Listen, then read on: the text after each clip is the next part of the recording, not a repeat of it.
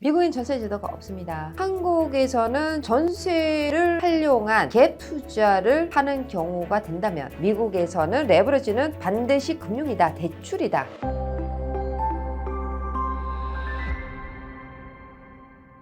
안녕하세요, 김효지입니다. 요즘 한국에서 미국은 왜 이렇게 월세가 비쌉니까? 캘리포니아, 뉴욕, 심지어는 조지아, 텍사스, 이거 집값 대비 임대료 너무 비싼데요? 이런 얘기를 많이 듣고 있습니다. 미국에는 전세가 없는가요? 이런 질문 많이 하시죠. 오늘은 그러한 궁금증을 해결해 줄 수 있는 영상으로 담았습니다. 함께 가보시죠.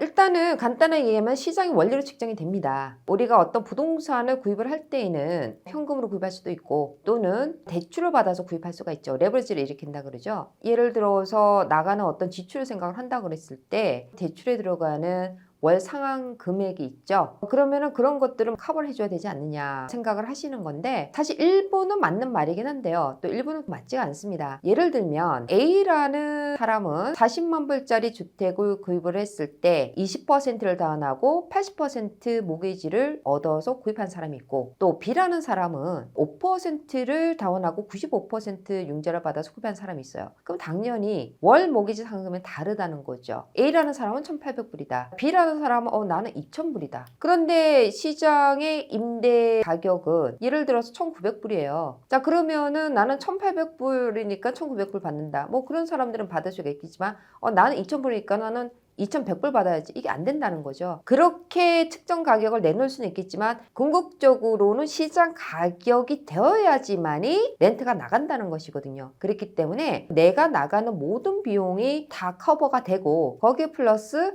내가 얼마를 남겼으면 좋겠다 하는 나의 희망사항 자체가 임대료를 결정하지는 못한다. 그것이 레지던셜 마켓의 시장의 원리다.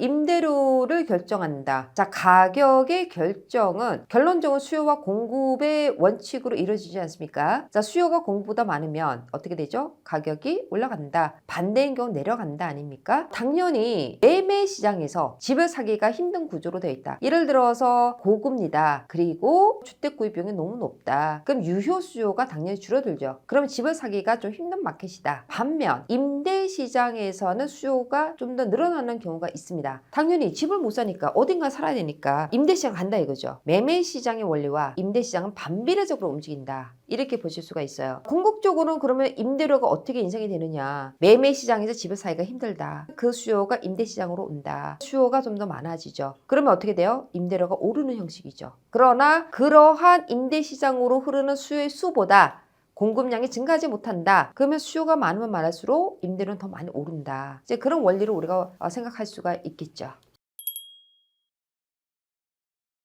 미국엔 전세 제도가 없습니다. 한국 같은 경우에는 사실 전세 제도가 있기 때문에 부동산의 투자 전략 자체가 미국과 좀 다릅니다. 자, 미국은 금융과 세금 혜택이 강력한 나라다. 한국에서는 전세를 활용한 갭 투자를 하는 경우가 된다면 그러면은 전세 제도가 한국에서는 뭐예요? 레버리지죠. 미국에서는 레버리지는 반드시 금융이다, 대출이다. 이렇게 보실 수가 있는 겁니다. 제도 자체가 틀리기 때문에 미국에서는 전세라는 제도가 없죠.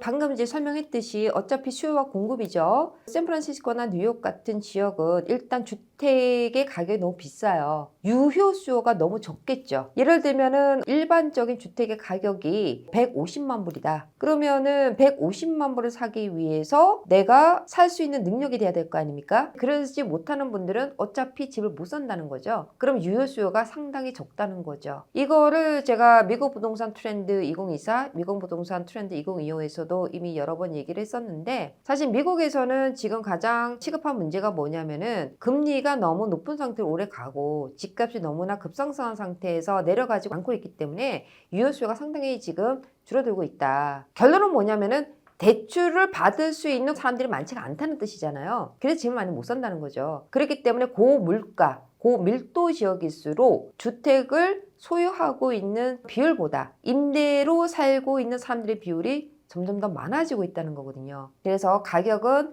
어떤 지역에 따라서 보합세거나 또 어떤 지역은 가격이 또 오르는 지역, 또 내리는 지역. 그러나 전반적으로 봤었을 때는 우상향 쪽으로 가고 있다는 거거든요. 그런 거를 봤었을 때 고물가 지역은 유효 수요가 적어지고 있기 때문에 임대 시장으로 들어오는 수요가 많아지고 임대료가 오를 수밖에 없는 경우라고 해석할 수 있겠습니다.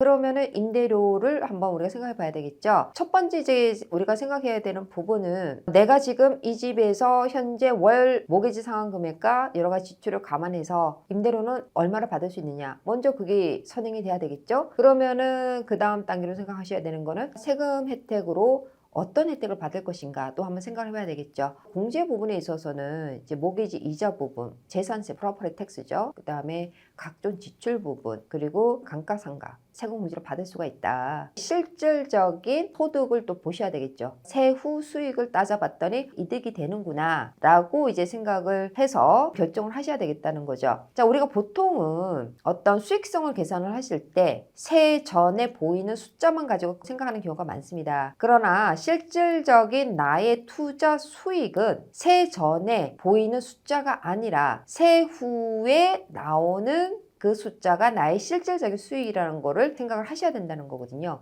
자, 오늘은 그 월세, 미국에는 왜 월세가 이렇게 비싼가라는 주제로 한번 다뤄봤는데요. 각 나라별로 가지고 있는 이런 투자 환경에 대한 제도적인 차이가 무엇인지 그 국가의 제도나 그리고 혜택을 먼저 살펴보는 것이 중요한 부분이 되지 않을까 합니다. 이번 시간을 통해서 그 월세가 비싸다 그러면 그 이유가 무엇이냐, 또 한국과 미국의 월세 개념에 있어서 어떤 관계가 있는가, 이런 부분들을 정리할 수 있는 시간이 되시길 바랍니다. 미국 부동산 전문가 김효지 대표의 네 번째 저서 트럼프 2.0 시대 새로운 사이클의 기회를 선점하라.